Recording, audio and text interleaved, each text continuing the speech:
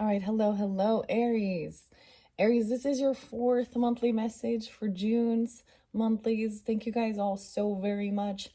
If you have not watched those previous messages, just check my channel, scroll down, find your sign, right? And check those ones out. In this one, we are going to continue on with the Phantom Fauna Oracle deck.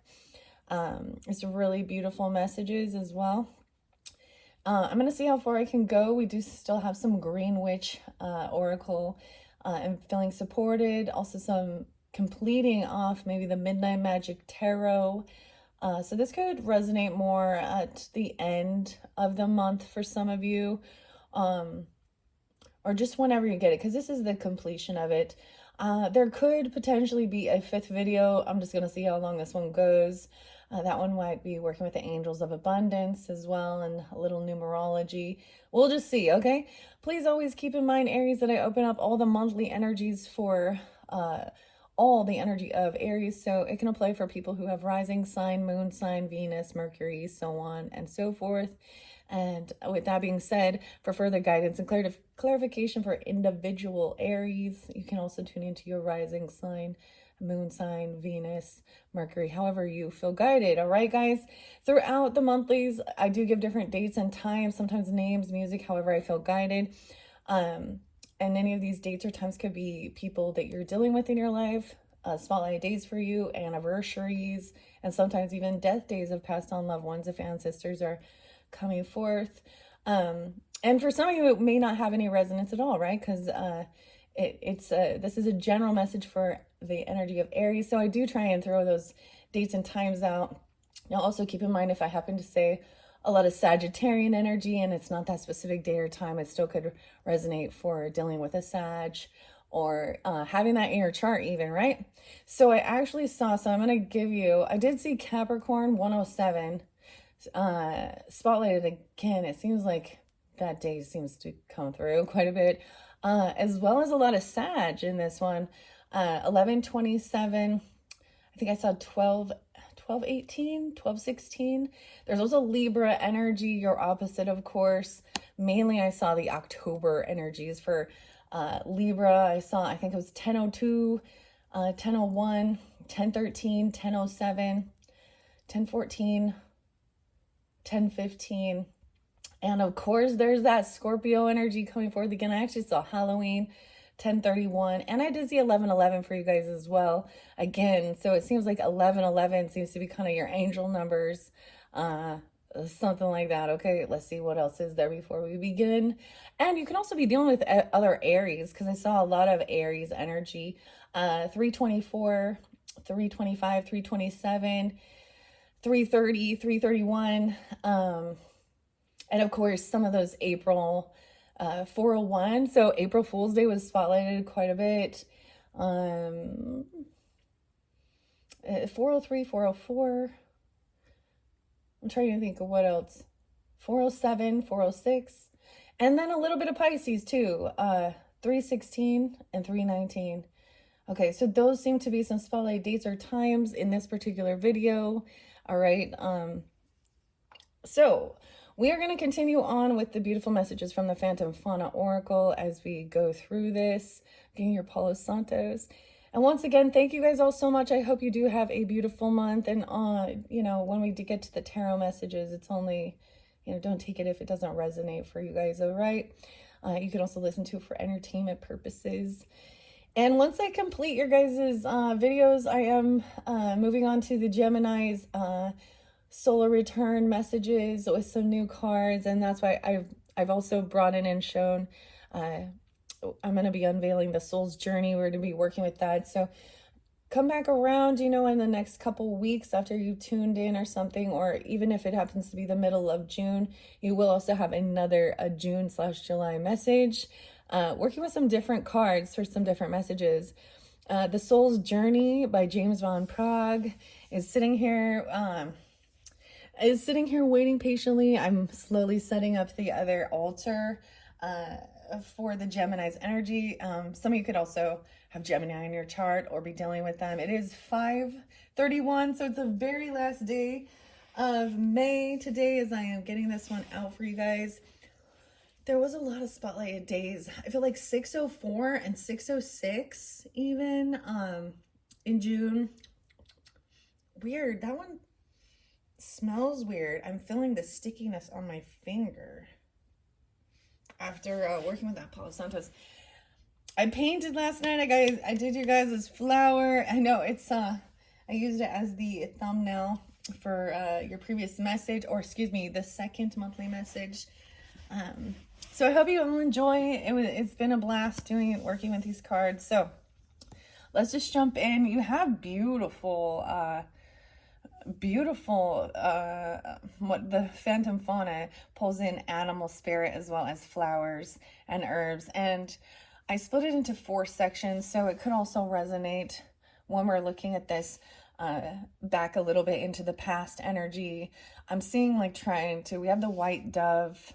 It's like trying to create some sense of peace and harmony, love energy even. I'm getting the sense of creating peace with the past.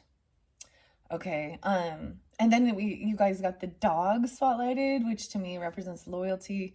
Of course, there was also some Taurus energy. I see so much Scorpio and Libra, a lot of Scorpio, and Venetian as well, Taurus, Libra. Okay, let's see. I'm gonna start with that, and these do pull in some Sagittarian energy, which I thought was kind of crazy. Let's see. So this is the Phantom Fauna Oracle, created by Samantha Sawyer. You can find her deck on Etsy. Really beautiful. I'm seeing a lot of like the beautiful purples, right? The lavender. And you guys did have lilac and stuff. Okay, this is also written by Allie Whitney, and the logo is by Haley Nelson. I always like to give the props and shout outs to the artists and authors. All right, so let's see what the white dove. We're going to start with white dove. The message from the white dove. I got a little tiny cut on my thumb. And it's bugging me. It's like a little paper cut. Where are you, white dove? Oh, it's almost the very last one. No way. And the tulip. Okay, so for some of you, what this is kind of representing for me is also the Taurus energy. Okay, so this could have happened, or there's connection with that Taurus energy. Okay, or the Venetian or your Venus. Okay, maybe some of you have a Venus in Taurus. I don't know, or something like that. Or you could even be, a Taurus or any of these other signs. With Aries in your chart, of course, cusps and stuff like that. I kind of get even a rising sign in Taurus or Libra, potentially. The Cancerian sign was there a little bit. I'm not sensing it as much now, though. All right, so this, of course, the dove and the tulip is what is spotlighted. Let me make sure you can see the camera here. We're starting here with this beautiful white dove. Love, peace, and messengers. The dove is representing of purity, peace, faith, and love. The tulip is deep love. The omens here are synonymous with peace, prosperity, and love. Doves are often released at wedding ceremonies to represent the loving couple. Doves are also considered spiritual messengers. Interpretations are keep your ears open. I almost said ears and eyes, okay? Keep your ears open. Sometimes hearing isn't enough. You need to listen to those close to you and listen actively. They've been a great listener for you, and it's time to return the favor. So listening to others, I feel like Libra energy really got this one as well, about the need to just listen, active listening too, to really be present with what a person is sharing. That's part of communication. Okay, so let's see what else might be under there. Okay, it says, your mushroom wisdom said, don't take this the wrong way. You also had 7 of Wands in reverse, and like trying not to feel defensive or putting your defenses up. 7 of Wands. Okay. The Temperance energy was in reverse. So it looked like someone felt very unbalanced, or they've overspent or overindulged in something. We have the snake. Whoa. The dove and the snake. How interesting. So snake often represents, it's about your intuition as well. Dang. Dang, dang, dang. And the squirrel being prepared. That's so interesting. The squirrel's like looking through, peeking through. Now the snake is looking forward at the dog. This is the very weird thing for me. Like in real life, right? Like my dogs, if we have little garden snakes and stuff, and I do share those photos if I see it, So maybe you did listen. I really believe I used this one of my pictures of the snake even for the Taurus video, but that also represents like transformation and growth, right? And then the squirrel to me is always about being prepared. My husband told me a little story about taking the dogs out for a walk and a squirrel actually like being very bold, and we kind of giggled like that squirrel got some nuts. Okay. Because he went like and stood up like right between my two dogs and then rushed underneath a porch or something like that. He escaped. But my dogs will like that's part of their fun. They find the snake or the squirrel. Mm. Um anyways, let's see. I don't think anyone else has got the squirrel. So let's start with that as well. And the snake. Oh, we're starting with the snake. Open it right up. Protea is the flower, the protea. Transformation, rebirth, immortality. Protea, transformation and ingenuity. The snake is about immortality and your creativity. The omen here is almost alien in their limbs and scaled form. Snakes have been the subjects of awe and wonder for millennia. It is no surprise that they have come to symbolize immortality and rebirth. The protea flower represents transformational and ingenuity. The interpretation is just as snakes shed their skin, sometimes we shed parts of ourselves in order for us to grow. Sometimes that's an old habit that needs to go, or maybe an old friend who no longer best suits our interests. Either way, now is a time of transformation, and that's good. Okay, and the squirrel comes next. Oh my gosh, they're actually right in line in the book here as I'm reading this. The squirrel and the freesia flower. Oh, the freesia flower. Okay, yeah, you guys are the first to get the squirrel. Energy, practicality, and playfulness. The squirrel is about having a work-life balance. The freesia represents trust, innocence, and friendship. The omen is, in today's 9-to-5 world, there is a lot of lessons we can learn from the squirrel. Really, that's so great. Like, I always go to, like, the White Stripes has a song, Little Acorn, and it says, "Be the squirrel girl," with Jack and Meg. Be the squirrel girl. Okay, so anyways, the 9-to-5 world. All right, yeah. Is the squirrel reminds us to have more fun in life. Freesia flower represents innocence and friendship. Wow. The interpretation, you know what they say about all work and no play. Oh my gosh, what's up, Jack? Makes Jack a dull boy. Jack Nicholson, weird. Okay, and The Shining. Oh boy. Take some time to enjoy the fun things in life. Call up an old friend, break out the board games, and play. Now is the time to nurture those friendships you may have let get buried under your work. Interesting enough, it really felt like even with your third video, there was a sense of like taking a trip or journey. There was a lot of mention about taking, not overworking, and maybe that's where even an imbalance in work life and play life, and it was really a sense of like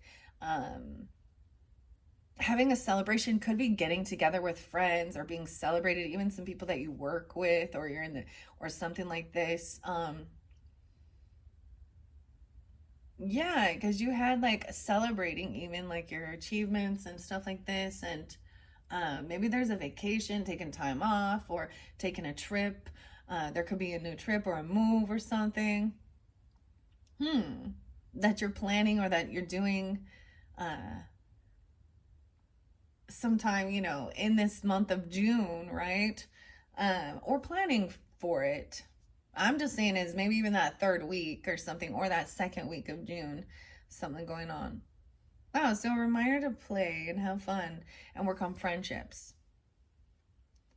I love how it was like making peace with the past with the dove, and maybe even in any type of relationships or friendships that, it's just like you guys are kind of like growing in different directions, okay, or uh, recognizing that you guys just aren't like on, I don't know, on the same path or something, but then also nurturing those friendships that, you know, that are playful, that are fun. Um, it's not a bunch of drama and one-upping and weirdness and, like um, getting out and enjoying and having fun. Okay, that's the first message. I love these. Okay, we're going to dog now. Dog. The dog. And you guys are the first to get dog, too. I love that. Okay. We'll see what's on it. The gladiolas. No way. The swords again? Weird. The gladiolas. Guidance, protection, loyalty, love, and faith. The dog represents loyalty and unconditional love and protection. Gladiolas are strength and integrate. The omen is man's best friend. The dog is a symbol of loyalty and unconditional love. And the gladiolus flowers represent strength and protection. Gladiolus. The interpretation is no person is an island. Reach out to that person who always has been there for you. You know that something is on your mind, or excuse me, they know that something is on your mind. Reach out, ask their advice. Their loyalty is tested and true, and they want to see you succeed. Wow, okay. What's up, dog? There's very much about friendship and, wow. And those finding those people, that is like soulmate energy, there's loyalty, unconditional love there. I so love that. And we do have a King of Pentacles right there too. So it could be a Taurus, okay, for some of you. That is this loyal dog, but it doesn't have to be. Nothing is ever never. So there is so much about companionship, of course, friendship. This is very much like, you guys did get that Three of Cups upright. So even if there is we're always going to deal with some people that we just don't vibe with, okay? And some people that it just doesn't click, and or that we learn lessons, right? Wow, okay, I love this though. Let's see what else is underneath the dog. Okay, for the Aries, wow, it jumped right out. The owl. The owl and the bear. Dang, trusting your instincts and gaining this wisdom. Someone could be a night owl. The owl represents, nocturnal. The bear. Maybe someone that's like could be a nickname even. And the owl, wisdom, representing Athena, but nocturnal. Weird. Okay. This is nothing is ever never. All right, let's see. What does the owl have to say? Maybe this gives you guidance of who this is even. Okay, the owl. These are good messages. I like them for you. Asters, wisdom and endurance. The asters represent an afterthought and a wildflower. The owls represent wisdom. Owls are an age-old symbol of wisdom with their wide eyes and questioning call. And the asters are a wildflower, and as such are capable of growing in even the most rough conditions. The interpretation says you generally have a good head on your shoulders and great instincts. However, right now you may need some more experienced guidance. So I think what I'm getting is that, you got something on your mind, okay? Or something, wanting to have, this conversation to gain wisdom as well, or to kind of brainstorm, or just to like, you know, especially with communication.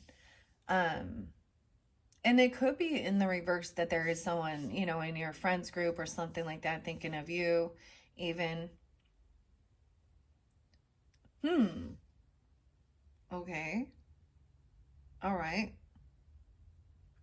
Okay. However, it says right now, you may need some more experienced guidance. Reach out to trusted friends and mentors who have your best interest at heart. They may offer an unexpected but beneficial view. Remember, you have survived all of your hardest days, and you will survive this one too. I will survive. Yeah.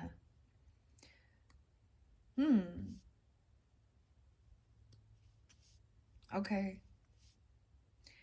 Bear. The bear also, let's see, where you at, bear? Jimson. Oh, this is rite of passage as well. A primal warrior who's honest and prosperity. The Jimson weed and the bear, representing strength, primal, and humanity. The Jimson weed is a rite of passage. Omens. The bear is a symbol of all things primal, but it is also a common Native American symbol of humanity. Jimson weed refers to the rites of passage in life. The interpretation says there is deep and primal power in our humanity. Don't lose sight of it. We are imperfect, but we are also resilient. We learn from our experiences and we sew the lessons into ourselves like a quilt. There is nothing wrong with mistakes and missteps. We only arise stronger. So much about reaching out, and it's who you think of, you know, who comes to mind, vice versa, or maybe they might be reaching out to you. I love this. Okay, we're gonna go to the swan next. Okay, of course we'll start with the swan. Now underneath there though, I did have that Ace of Swords in reverse with the King of Pentacles, so it's almost like somebody might want you to keep something on the down low, or keep a secret, or there might be something that someone doesn't want revealed, or there's a piece of information that someone doesn't know about, and that could be why communicating, you know, to gain that clarity. Okay, with the swan, of course. Now, keep in mind, in this deck, there are several different cards that do come out as certain omens and stuff like that, and I'm just seeing that this is good. I believe you guys even had like the 10 of Cups upright. Yeah, the 3 of Cups upright. But there was also memories of the past where there was some bad, you know, bad memories of certain things, whether it be with childhood or remembering, you know, and maybe that's the thing, you know, just listening to somebody's story or whatever the predicament is, you know, for your life. If this has to do with your own work, your career, or taking a trip, a move, something like that. Okay. The swan. I always see the swan totally as Libra Scorpio energy, because there's the air quality and then there's that transformative, and they're on the water, right? Little Gemini energy too. Okay, swan. Swan. There's this place for the dahlias called Swan something. This is coming in my mind. Swan. And the marigolds. Mary or Marie is someone's name even too. Grace as well as grace. Beauty, trust, and love. The swan. Significant change and grace. Wow. Marigolds represent sun and light and passage to the afterlife. The omens. The golden hue of the marigold flower represents sun and light. The regal swan foretells beauty, grace, and love. The interpretation is now is the time for tact, right? With your communication. Life has frustrations that try and coax out the worst of us. Do not give in to the temptation. Approaching this situation with civility and grace is the best solution here. Okay. King of Pentacles. And Ace of Swords. Now, I did read this tarot in your third video, so keep that in mind. This is interlinking with the third video. If you've not watched that one, this is where we went through the tarot. And someone even, let me double check underneath. Your green witch that came forth is gentleness, chamomile, relaxation, and sleep. So it's almost like having these conversations can help somebody to just like not overthink, feel calm, okay? And prosperity, luck, and love with basil. Okay. All right. Gentleness with your tact, with your communication. Okay. We all need a little of that too. Okay. Okay. Wow. I feel like, whoa, we got quite a bit. Something went, it jumped clear to the past as well, to that, maybe there's a conversation and it is about some stuff from your past, or nobility. There's also, with the peacock, can represent also staying humble, okay? Humility. Okay, wow, we have the white cat underneath here. You're getting quite a few. And the rat. The cat and the rat. Ooh. This rat, it has basil. Wow, so there's an interlinking with basil. This rat is actually very abundant, prosperity. It's not, well, sometimes when we think of the rat as well, it's like, ooh, someone causing chaos or disruption. The rat sometimes can come forth as something like that, but the cat and the rat. Like the cat and the hat, the cat and the rat. Okay, I'm saying that there, but see, these ones jumped over here, so we're going to see. No way. And the bat. The bat, the cat, and the rat. We got some rhyming going on. We got some Dr. Seuss. No way, another cat. Ooh, sometimes the black cat and the white cat. The bat represents trusting in your intuition about some of the stuff in the dark. Okay, I'm pulling some Sag energy. Look, these could be omens as well, right? Okay, the bat sometimes could be a sign of Hecate, how you want to pronounce. But this is also about releasing stuff from the past, and forgiveness work, even overcoming some type of superstition. Okay, I'm getting Stevie Wonder and very superstitious. Sir Duke. Dude, some good music here. Okay, wow. But because it went here, I think I will set it there. It's like this cat is looking at this, this bear as well.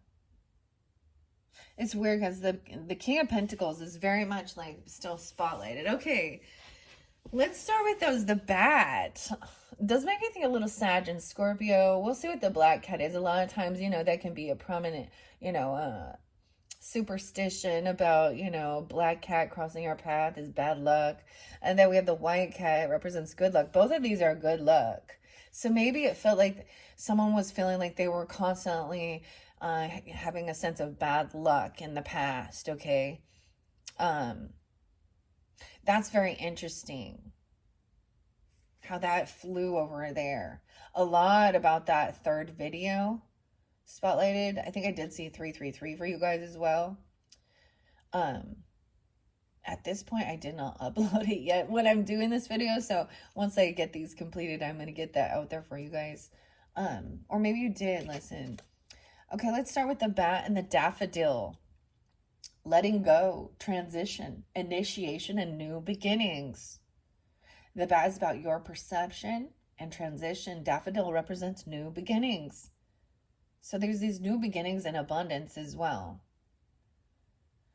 Wow, omen. In the language of flowers, daffodils represent new beginnings. Bats, with their keen senses and echolocation, often as symbolic of perception and transition. There is a time for hurting and a time for moving on.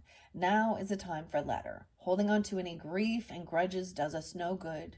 Now is the time to look forward to the future and the beginning it has to offer you. That's so interesting. Oh, can you see? Yeah. Okay. And maybe it is even, as I said, once I complete this, I am going to unveil the Soul's Journey lesson cards. I'm excited to explore that as well. And Aries, because you guys are the last ones, your particular zodiac sign won't, your video working with that won't be out until later, of course. Um, but you can also tune into your rising sign, and moon sign if you feel so guided. Because they still can be a connection. Very interesting. And this is like the final, I love this deck. I'm so excited that I did get it. And I want to say, when I first unveiled it, I'm completely upfront and honest. I'm not gonna, it took a long time to get. It was like the slowest. I'm getting like, it's like that Nine of Pentacles, like it's the slowest moving knight in the deck for me to get this. And so I was a little irritated. I'm like, just because there was a lack of communication from the seller and stuff. And so, but overall working with them, as well as the Primrose, which is also the same artist, author's creation. They've been very beautiful. And ironically, when I pick these different oracles and everything that I set up to do for that month of May, because all of these started in the month of May at that new flower moon, even though we are at the very end when I'm doing this, or you're watching this in June, it could be reflecting on that. Anyways, I didn't put together, because when I purchased them, I just looked at it and I was just drawn into it. And when I unveiled them and saw how they incorporate all these flowers, and I'm sure we're gonna still see the beautiful flowers in the month of June. And so there's this new beginning. Okay, I want to see what the black cat represents, because it's interesting here. The cats and dogs. Huh. Roses. Ah, the roses. And the mystery. Black cat and prosperity and mysticism. Roses are timelessness. Timelessness. Omens. No omen is more culturally misunderstood than that of the black cat. In recent history, an omen of ill fortune, black cats have a much longer history of representing prosperity and mysticism. Paired with the timeless beauty of the rose, this card has an air of mystery. The future may seem unclear to you in this moment, but that's okay. We are not always privy to all of life's great mysteries. Let the worry go and give nature the reins. It is always okay to not know the answer. All right. Sometimes, and that's the beauty of this, is we think about, don't get stuck in the past and stuff like that, but gain the wisdom from the past. So there's a beautiful thing about looking back, at our own life journey, no matter where you're at on the journey, right? And seeing your growth, and gaining wisdom. We talk about that. There's like, I don't even know who actually said that, but it's those who refuse to look at history are, doomed to repeat it. So it's about learning the lessons of the certain patterns and seeing what did work and what didn't work as well. And we think about that with the black cat, so much superstition. We think about that, and it was like, what, with the Black Plague? Yeah. And truly, it wasn't the cats. And it wasn't the rats. It was the fleas that were spreading the disease, right? And we know this now. We can even look back and that, what was called, like, the witch trials or the satanic panic even, and how it's supposed to be interlinked with some type of, ooh, the bear came out, and I feel like I'm going to give you guys a bonus one. I only shared it with one other, and it was about, I absolutely love this. So I think it was the Aquarians. It was the Aquarians, or the Pisces that also got this bear, and something grabbed my attention. I believe this little, whatever this thing is, I don't know, a postcard thing for it came in my crystals for karmic healing book, and because that's a rite of passage, even I don't know why I'm showing you this. Inner Traditions Bearing Company, Rochester, Vermont. I've never been there, but anyways, and it's all talking about something like this. You can probably even go to their website or something, but getting magazines or things like that, or books about health, self-help, ancient mysteries, Spanish language, New Age spirituality, sexuality, tantra, science, nature, ethnobotany, children, shamanism, martial arts, and teen. It's weird that shamanism, martial arts, and teen, but anyways, and I had it sitting here with this other book. I'm just pausing for a minute here because it's called The Happiness Project. And this is something, wow, I got a long time ago. And it's really fascinating. It goes month to month of something that this woman, Gretchen Rubin, was doing. And we have, this is a rare book that will make you both smile and think often on the same page. From the author Daniel H. Pink, the author of Drive and What Drives You. I think I have that book too. But when I opened it up, it talked about July and June was the month for meeting new friends even. The Happiness Project, or why I spent a year trying to sing in the morning, clean my closets, fight right, read Aristotle, and generally just have more fun. And that is exactly what it's like. In the world, life can be daunting and it's all about work, right? And we'll see. I have a feeling the Virgo energy kind of come out because that says, oh, work, eat, sleep, work, eat, sleep. What is it for?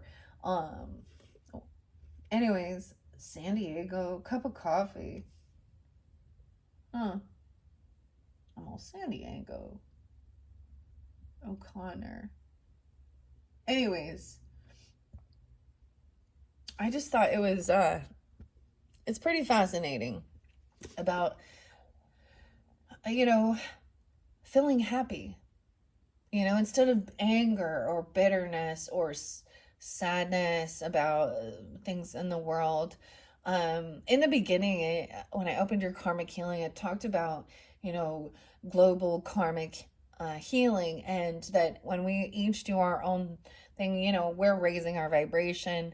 Laughter and joy, of course, and love energy is like the highest energy. And so when we're doing our own individual work and then we're sharing things and spreading love and joy, and there's a time when we need to also watch out for toxic positivity. Actually, my husband and I got some really funny books. I don't know if I'll bring it.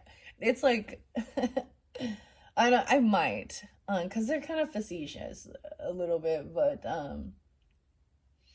I might bring them into the next monthly messages. Anyways, because yeah, so we got to sometimes laugh about some of the stuff in the world too, to try and lighten it. Anyways, I'm gonna see what not every sign got this. I just feel guided. That's how I love bringing books in. That's part of my thing. I recognize, more than anything, I love learning. Yeah, and stuff like that, learning new things, and then being creative, all that good stuff. The soul's journey. All right, 1, 2, 3 for the Aries. What I open it up to 204 and 205. Eliza. A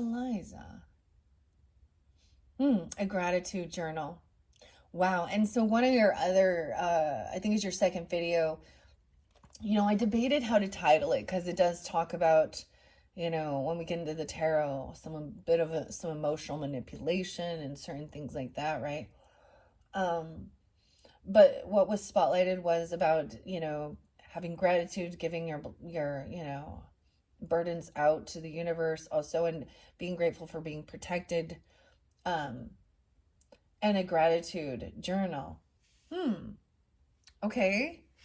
I'm getting Aquarian energy, of course, potentially, or those could be spotlight days. Some of you, there was definitely a lot of Aquarius for some of you too, or you could have this in your chart. Those are spotlight days. I'm seeing her saying, I started my journal a few months ago. Keeping a gratitude notebook. 202 and 203. Okay. Let me see. I'm just going to turn the page again. I'm not going to go to imitating a spiritual master. N. 207. This is an Eleanor. I love this book. It's and Viktor Frank Lama, Henry David Thoreau. I'm just kind of throwing some names out there for a second as I flip through this to see. I'm not going to go too long. Teresa. Saint Teresa. Everyone's happiness project is different. That's what I'm seeing. 211. And I did get a lot of different Aquarian energies coming forth in some. Story of the soul. The little flower. Weird. So she says she had a little mini obsession with Saint Teresa. Okay. Now it says understanding. Everyone's 211. Everyone's happiness project is different. Some people might feel the urge to make a radical transformation. I was vicariously exhilarated by these dramatic adventures, but I knew they weren't the path to happiness for me. I wanted to take little steps to be happier as I lived my ordinary life. And that was very much in the spirit of Saint Teresa. Teresa Martin was born in France. Okay, I'm going to go back.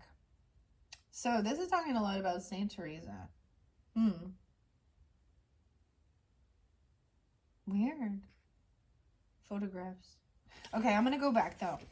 To keeping a gratitude notebook. Wow. Okay, so this is definitely like a side note. I didn't anticipate doing that, but this wisdom as well, and this rite of passage, right?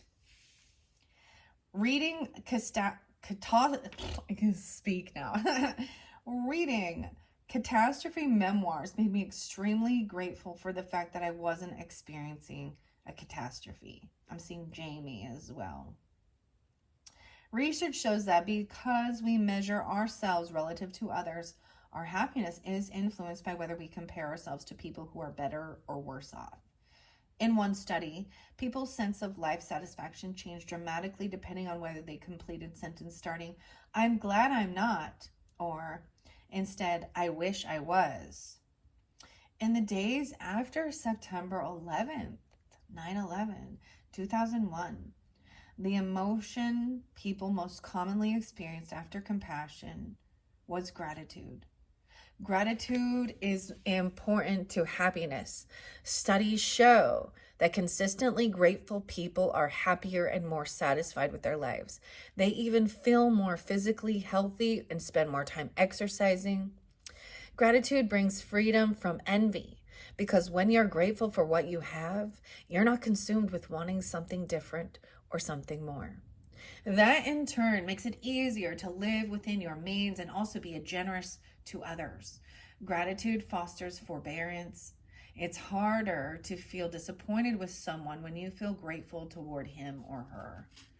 Gratitude also connects you to the natural world, because one of the easiest things to feel grateful for is the beauty of nature. But I find it hard to stay in a grateful frame of mind. I take things for granted. I forget what other people have done for me. I have high expectations. To cure this, following the advice repeated by many happiness experts, I started a gratitude notebook. Each day, I wrote 3 things for which I was grateful for. Usually, I logged my gratitude entries at the same time that I made my daily notes in 1-sentence journal. These various tasks were making me happier. They were also keeping me busier. After keeping the notebook for a week, I noticed something I never thought to mention, some of the most important bases of my happiness. I had taken for granted that I lived in a stable, democratic society that I could always count on my parents' love, support, and general lack of craziness. The fact that I loved my work, the health of my children, the convenience of living right around the corner from my in laws. Okay, oh, not to mention the fact that I love living right around the corner from my in laws. What? Okay. A situation that many people might consider undesirable. I loved living in an apartment instead of a house. No yard work, no shoveling snow, no going outside to get the newspaper in the morning, no carrying out the trash. I was grateful that I would never again have to study for an exam or a standardized test. I tried to push myself to appreciate better the fundamental elements of my life, as well as the problems that I didn't have. For example, one morning after Jamie had one of his regular appointments with his liver doctor, he still hadn't called me by lunchtime. Finally, I called him. So what did the doctor say? No change, he said absentmindedly. What does that mean, no change? Well, nothing has changed. Usually I wouldn't have given this report much thought, but pondering gratitude and reading catastrophe memoirs made me realize what a happy day. No news is fantastic news.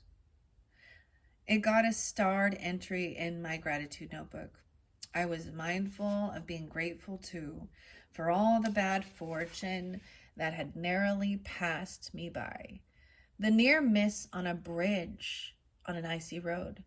The time Eliza dreamily walked out into a busy traffic before he could stop her. Blog readers recounted their experiences with their own versions of a happiness notebook. Now she goes to say, this is August. Okay, I was wondering what contemplating the heavens. 204 and 205. I started a journal of my own a few months ago in the form of a private blog on my own computer. I spend a lot of time writing in it the things that have bothered me or things that my life that I feel I have botched, but far less time writing down what I have to be grateful for. From my experience, a gratitude journal is a great thing, and it doesn't really need to be a written journal. I tried a written journal for a couple weeks, but it always felt artificial. Now, every day as part of my evening meditation, I take some time to really become conscious of the things I am grateful for, and I intensify the emotion. Switching from writing down what I'm grateful for to feeling gratefulness with my heart is a great thing. I learned a lot of that in Thailand, where many people have the habit of visiting temples and making merit. The first couple of times I went with them, I always asked them what to do and how to behave, and they answered, you shall just pray with your heart. Make gratitude for everything you experience a real heartfelt emotion. And this really made a big difference for me, from a fake makeup gratitude to real enriching experience. I went through a terrible period when everything, and I mean everything in my life, went wrong. I had no self-esteem, no confidence in myself. So I started keeping a gratitude journal of things that I was grateful for about myself. I was grateful that I had the discipline to keep exercising even when I didn't feel like it. I was grateful that I had given up smoking 2 years ago. I was grateful that I managed to organize a birthday party for my father. Maybe this makes me sound conceited, but keeping that journal helped me not be paralyzed by self-loathing. It says after 2 weeks. So something about August, right? So, oh, this is what's spotlighted. 2 weeks after keeping a gratitude notebook, I realized that although gratitude boosts happiness, my gratitude notebook wasn't having that effect anymore.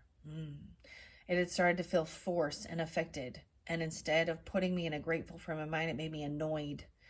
Later, I read a study that suggests I might have had better luck with my gratitude notebook if I had kept it twice a week instead of every day.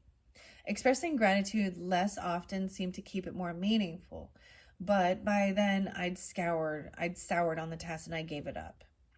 Because my gratitude notebook didn't work, I had to find other ways to cultivate gratitude. I tied the action of typing my password into the computer to a moment of gratitude. While I waited for my computer to wake up from its slumber, I thought grateful thoughts. This gratitude meditation had the same effect as a gratitude notebook, but somehow it didn't bug me. Speaking of a gratitude meditation, I noticed that if I put the word meditation after any activity, it suddenly seemed much more high minded and spiritual. When waiting for the bus, I'd tell myself I was doing a bus waiting meditation. In the slow line at the drugstore, I was doing a waiting in line meditation. I worked harder to appreciate my ordinary day. This thought arose most naturally when I put the girls to bed. I give Eleanor her sippy cup of milk, then cuddle her in my lap as I rock her to sleep. With Eliza, after Jamie has read to her from Harry Potter for half an hour, I go snuggle with her for 15 minutes or so. We lie together on her bed and her head on my shoulder, and I talk. I try to appreciate the seasons more too, to notice the mist of the concrete and cabs, the color of the sky, the quality of light, the flowers in the window boxes. There is indeed, wrote Samuel Johnson, something inexpressibly pleasing in the annual renovation of the world and the new display of the treasures of nature. When I was feeling a distinct lack of gratitude, I tried to cure it by applying my 3rd commandments to act the way I want to feel. Could I turn complaints into thankfulness? When I felt annoyed at having to take Eleanor for her pediatrician's checkup, I told myself, I feel grateful for taking Eleanor to the doctor. The crazy thing is, it worked. How disappointed I'd be if someone else took her. One sleepless morning, I was wide awake at 3 a.m. and at 4. Instead of continuing to toss and fume, I told myself, I feel grateful for being awake at 4. I got up, made myself some tea, and headed to my dark, quiet office. I lit my orange blossom scented candle and settled in, knowing that I'd have no interruptions for at least 2 hours. Okay. I started my day with feeling of tranquility and accomplishment. Voila! A complaint turned into thankfulness. I've been spending a lot of time thinking about trying to be more grateful. Then one hot Sunday afternoon, when we were at the pool with Jamie's parents, Eliza said to me, "You know what I was just thinking? In the pool, it's summer. I'm 7 years old. I'm wearing a very cute bathing suit, and my grandmother is asking me if I want anything to eat or drink." By which she meant, life doesn't get better than this. "I know exactly what you mean," I replied. Wow. Ooh. And as we continue, I know I just felt very guided to share that. This is a beautiful book. And that's what I think we're all, when you shift to gratefulness, it's a huge shift in your energy, in your thinking, in your process. And maybe some of you have already done this and you've seen that. Maybe it's the same thing where after a little while it started not to work and things had to change a little bit, or for some of you this is maybe something you've been thinking about doing. I think this is so cool where it says imitating a spiritual master. I'm just going to read a tiny bit of this one. One of the most universal spiritual practices is the imitation of a spiritual master as a way to gain understanding and discipline. Christians, for example, study Thomas A. Kempis's Imitation of Christ and ask, what would Jesus do? In the secular world, I believe, people often read biographies for spiritual reasons. They want to study and learn from the example of great lives, whether those are Winston Churchill, Abraham Lincoln, it says Oprah Winfrey, or Warren Buffett. These desires had certainly been one of the reasons why I'd want to write biographies myself. Now I decided to study and imitate a new spiritual master, but whom? I said Rod almost, okay. I asked blog readers what spiritual masters they followed. Okay, Zen Norman Fisher. Person of wisdom, patience, and common sense. My favorite Jewish Zen grandmother, not mine, a woman of great wisdom, eloquence, and candor, is Sylvia Boorstein. And lastly, from my own tradition, Rabbi Charles Kroloff. Of course, Vincent van Gogh, I know. How could someone whose legacy involves cutting off his ear be a spiritual mentor? Well, first of all, he didn't really cut off his ear. All you have to do is read his collected letters, Dear Theo, to see how spiritual Van Gogh was. And Theo actually, is this Greek for God? Like when we say theology. These are all the prefix, suffix, you know, a study of God, theology. Wow, okay. I'm I almost said I'm sorry that that took so long, but um I hope this has given you insight. It's an interesting book. Or even just taking, you know, what some of the advice or examples, you know, I love that she's sharing her story in here. Gretchen Rubin, once again, the Happiness Project. Okay. Dang. I was not anticipating that, but with the bear spotlighted and that same type of synchronicity, it's all interlinked, right? There's a purpose, I'm sure. Because these are very happy. Like, I don't know, like, these are very uplifting messages with these oracles. Let's see what the rat, see, even the rat is happy, okay? And basil. Okay. The white rat, even. Basil. Abundance. And that's underneath abundance and good luck and basil. Ladybugs, too. Success, forethought, and stealth. The rat is about innovation, their social, and abundance. Basil is good wishes. The omens, giving basil to another is said to represent giving good wishes. Rats in their cleverness often represent innovation and abundance.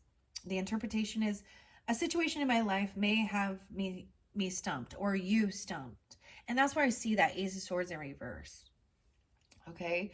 You or them are exhausted and well-worn and familiar avenues, and nothing seems to be resolving. So maybe it is something like you had tried that, and a few weeks in, it just wasn't kind of doing it. So there's that whole switching it up and not doing it quite as often. Or when I'm talking about like that gratitude journal, when she was saying how, and just switching her thinking whenever she was like, whenever it felt like she had to be paused or stop somewhere or be waiting, it was always saying about, I'm doing this as a meditation. Okay, which made it feel like there was some spiritual thing.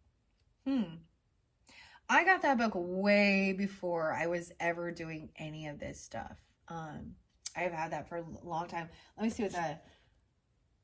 Kim, I'm seeing Terry, Tiffany, Kim, Hannah. Okay, those names. I want to see what, I know I said when she first did this. James and Robert Louis Stevenson. Okay, hold on. I want to share when I first got this. Julie, Jacob, Amy, Sonia, Jennifer. 2009. Yeah, 2009, somewhere around there. And for me personally, as I reflect, so that was 16 years ago, around that time. That was right after I had my third child. And I will tell you that number 3 took me for a whirlwind. Yeah. So, and I had a lot of stuff that went on right after the birth of my third child. A lot of big things. In the, like, I don't know, the next 4 years of my life was a lot. So, I don't know. I'm like, I don't know. It's just important, I guess. I feel like that's what, you know, people are really striving for. What it's not just about abundance, isn't just about wealth. It's about happiness, you know, family, friends, nature, feeling content and feeling at peace. Just like she was talking about, you know, with her little 7-year-old, you know, being at the pool and grandma's gonna make her a snack or something, some PB&J sandwiches, some tuna fish sandwiches, something like that. And that the young child just was like, this is the life, like this is it. Like she was on cloud 9. It's simple. It's the little things. All the small things. Okay, now as well, the white cat. The white cat has only come out one other time too. And we started with the white dove. We even have the white bat and the white squirrel. Okay, the white cat and the red chrysanthemum. Excuse me, happiness. No, wait, this represents happiness. The Happiness Project, even. That was the book. This represents happiness. The white cat. I feel like it's even maybe somebody giving somebody something, a gift. Because you have the King of Pentacles there. Upright. And the support as well. The red mums represent love and longevity, and the white cat represents purity and good luck. Grudges. All right, as it says, the omens here, the black cat is well known in modern mythos as a symbol of bad luck. So it stands to reason that the white cat would symbolize the opposite. A white cat crossing your path is representative of good luck and good fortune. And red is a classic color for flowers of love. And the red mum is no exception. Red mums symbolize love and longevity. The interpretation is good times are upon you. Relax. Moments of pure, unadulterated happiness can be hard to find. Don't spend it waiting for the other shoe to drop. Enjoy it. Spend the good cheer around. Your happiness is infectious. What?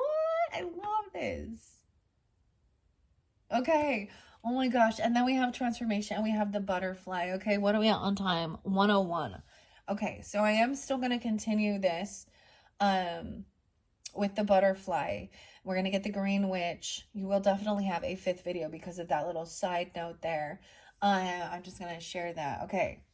The butterfly is what's up next. So this may all be, you know, whether it's current energy, the butterfly in this transformation. We also have support and encouragement.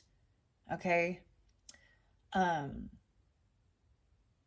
you have radio there with the staff and the walking stick, you know, and regardless, even if you're going out, you know, walking and stuff, especially if it's fairly steep, it's not about like, you know, someone being old and needing this staff or this walking stick.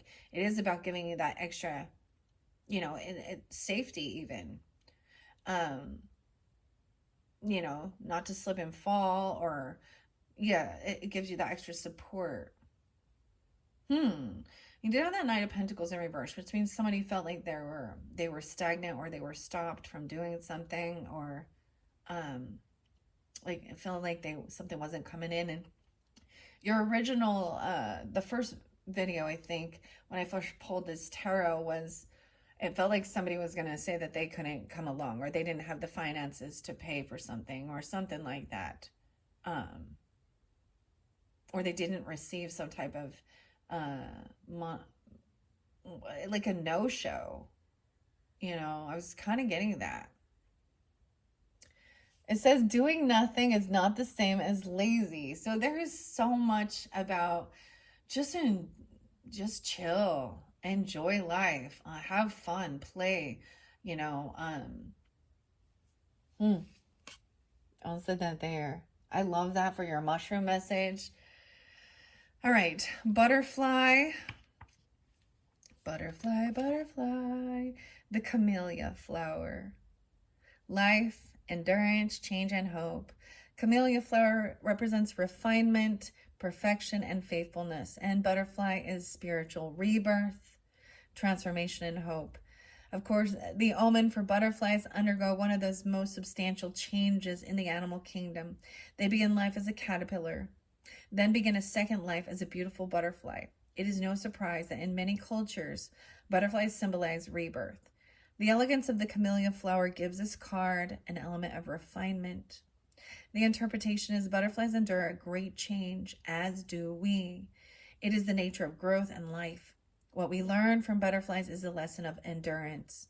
Change may not always be pretty, graceful, or easy, but in the end, there is always hope for the future. Stay the course. While right now it might be uncomfortable as everything around you is shifting, remember that you too are growing and changing, and that's for the better. Wow. Okay. So we are definitely moving forward into some future energies. Okay. That's what I'm going to say this as. Depends on when you get this video, right? It could be at the end of this month of June. That's kind of how I split it up. And doing all of this other stuff through that month, right? And maybe it is something into August. August is like what? Leo and Virgo energy, even. Okay. What else behind the butterfly? All right. Behind the butterfly.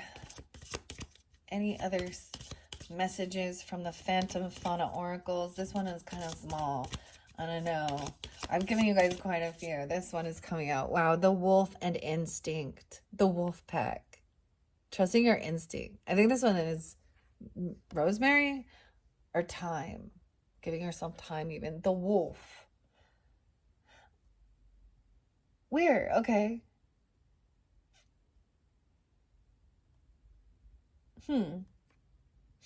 Okay, and then this one is sticking out too, but then, oh, and the moth, La Luna. It could be something unknown even. I don't know why I say La Luna, the moon. Scorpionic in nature, once again, the moth. We go from butterfly, moth, and wolf. Okay, I'm going to set that there. I believe I already read the walking staff for support and encouragement, but I might reiterate that. The moth. There's also, the mushroom wisdom of I'm sorry, but is not I'm sorry. Let's see, what is the wolf and the moth? I feel like putting that here. Okay, I might clear these ones out before we move on to the next one. So this may mainly just be your Phantom Fauna Oracle message. This fourth one here. All right, the wolf. Wolf. I know that I've seen the wolf from a different, and then the moth. Those both have also come out. Oh, the wolf is the final card in the deck. So that's that completion even. Time. The herb, time. What time is it? 1:07. No way. Okay. 7:11 even. Okay. Spirit, capital S Spirit, Holy Spirit, your instinct, your guardianship. Wolf represents guardianship and spirit. Time represents chivalry and strength. Powerful and with eyes that see straight into your soul. The wolf is a powerful omen of guardianship and spirit. Wow. Okay. So especially with the walking staff, support, encouragement, guardianship. You could see them as watching over you even. Wow. Time is an age-old symbol of chivalry and strength. The interpretation says it's okay to be taken care of. You've spent a lot of energy taking care of others, so it feels strange to be on the receiving end. Let it happen. Others just want to show you their appreciation for everything you do. So you have you have this support coming in, and others want to help. And Aries, maybe for a while, maybe it seemed like you were the ones always being the one who was there to be the supportive one or do this work and things like that. And now it's time for you to receive that same type of care, to even sharing the burdens and stuff. Okay, the moth. And the moth. Wolf's Bane. No way. Okay. Wolfie, and Wolf's Bane is a resurrection. Also, death and decay. Luna Moth, the soul. Oh my gosh, we have so much about spirit and soul. They're different,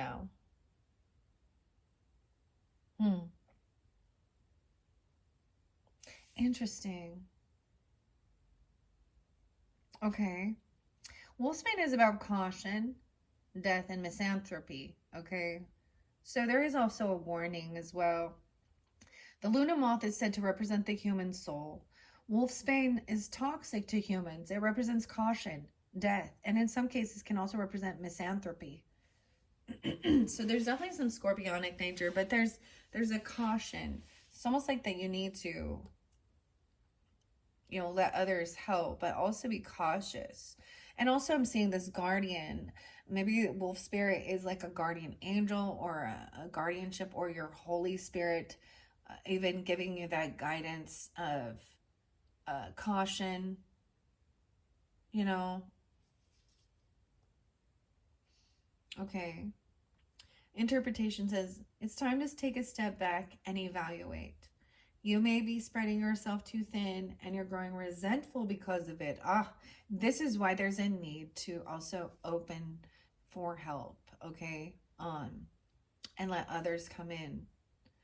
That they desire to do that. A lot of friendship, okay? All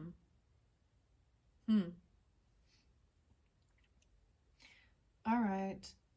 That can lead you to, and if you don't, it can lead you to feeling resentful towards those people. Okay? It says your soul is tired and you need a rest. You cannot care for others if you don't first take care of yourself. Dang. That's the message from the moth and wolfsbane. And underneath there, it is definitely saying getting support, walking staff support, encouragement. All right, with the Green Witch Oracle, I'm kind of going to move these off to the side just a bit.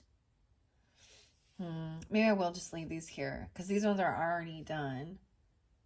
I'm going to reread walking staff for you guys, okay? Walking staff. So it could also be just making sure, I mean, that gives you that support so that when you are out walking around, and stuff like that, you don't, trip and fall and hurt yourself, but also to take time out and let others come in and help you out when you need to.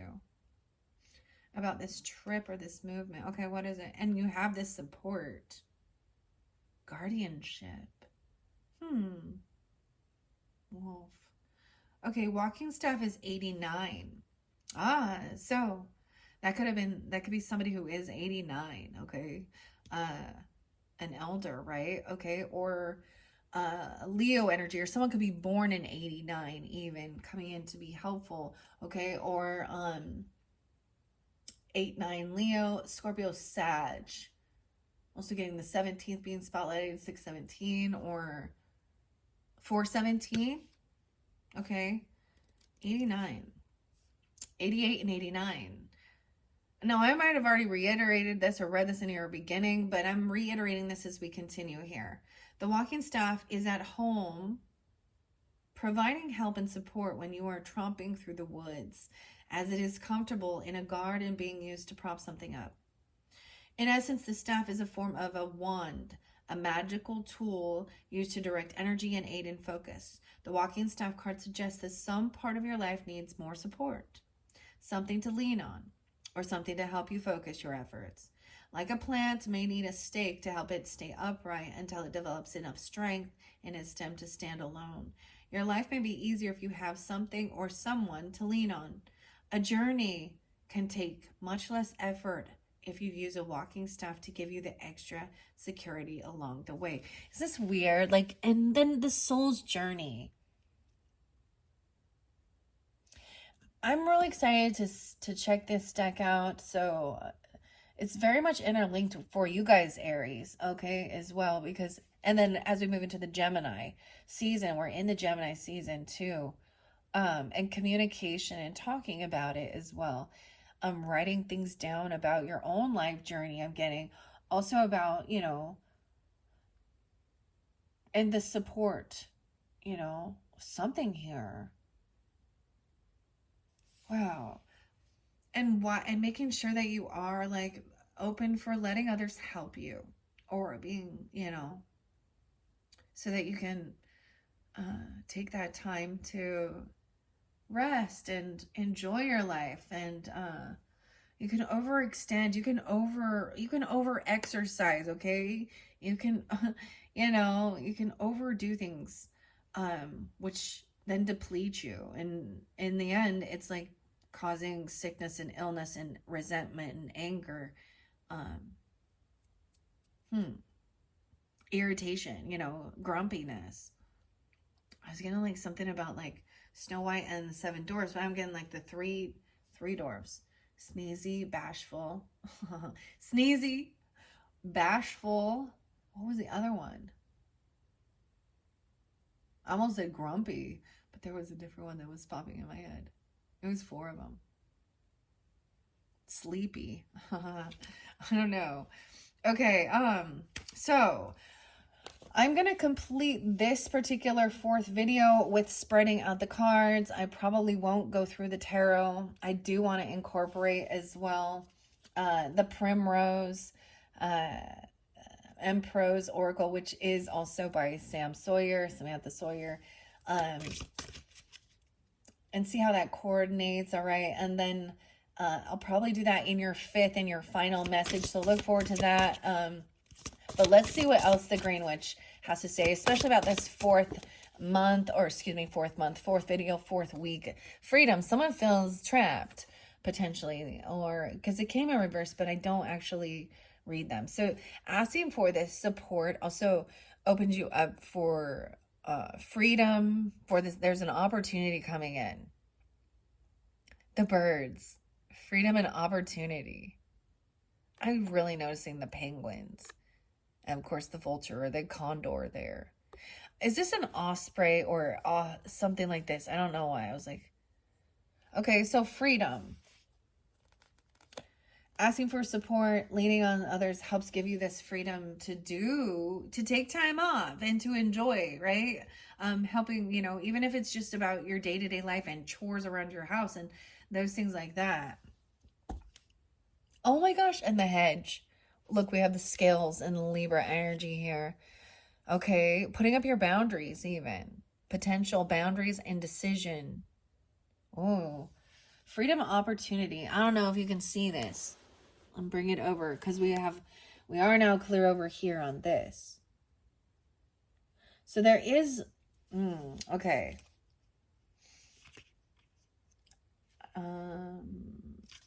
Oh, wrong book here. Okay. The birds and the hedge. So putting up your boundaries as well. Healthy boundaries. Someone could be feeling like they're in between, walking on because there's a little bit of indecision. What's underneath this indecision? Springtime, about rebuilding something. Having a rebirth, an awakening. The scales are there. So definitely that Libra energy. Or about your partnership as well, or people you work with, wherever that 7th house is. And then this freedom, this opportunity. The birds. The birds and the bees and the flowers and the trees. 7-7. So this could even go into that future energy into July for some of you. Okay, or you can also be dealing with a double Libra, a Cancer sign. Someone could be born in 77 or that age even. The 14th could also be spotlighted. The 5th. The bird. We went from 88 to 77.